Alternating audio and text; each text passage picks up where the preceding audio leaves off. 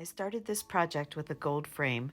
I added some paint, then I took some foam core and I cut it to fit the opening of the frame.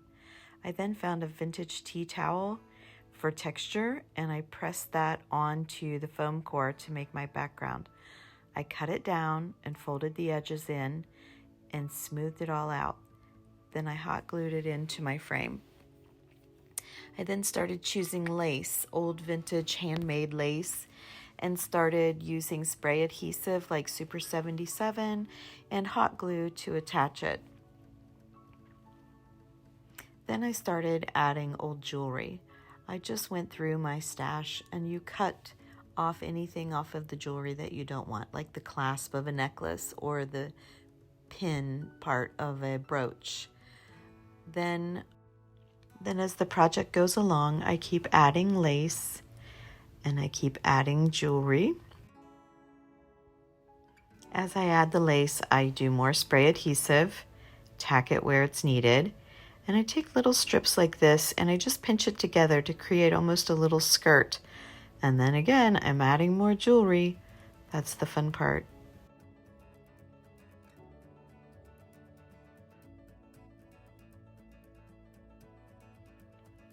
You just press it in as you glue and work along. I'm cutting the ends off of this necklace and using just the chunky rhinestone part, gluing it in, and the more you add, the better it gets. I'm adding more interesting pieces of lace. This is like a tiny doily piece. And then I'm adding some it looks like little game pieces. I'm not sure what they are. They're wooden with numbers on them. I'm adding some vintage clock faces and some metal tags. There's some old keys that I've tied out, the edges, if you can see. And then here's something unexpected. How about adding this little doll head that I found? I thought this would really be the focal point of the piece. So I found this satin bow. I tacked it in, and now I'm tacking just another little piece of lace, bunching it up to look fluffy and pretty. I'll hot glue that in, and then I'm going to add a rhinestone piece as well. You just keep adding. It gets better and better with every layer. All of the textures are just fantastic. It makes it so interesting. The more you do, you just want to sit and study it. And when people look at it, they really do just kind of take it all in. They take their time and really, really appreciate it. And that makes me happy. There's a little lock that I found and it had the original key.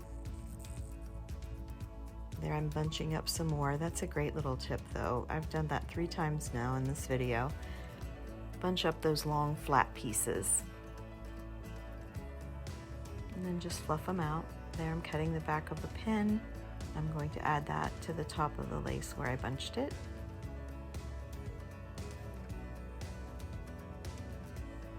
It's getting so good. Here's a tiny clock that I had found. It's really small and I wanted it somewhere in here. And I think that's the perfect spot.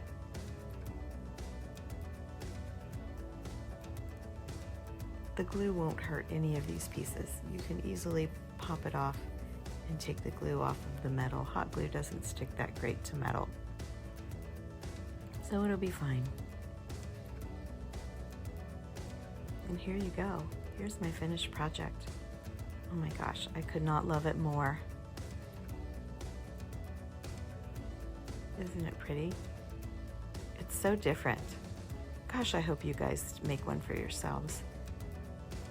Find those treasures, dig them out, and make yourself a piece of art that you can enjoy. They look a lot prettier hanging on the wall than stuffed in a box somewhere. Thank you so much for watching. Come back and see me at Tammy Loves Vintage.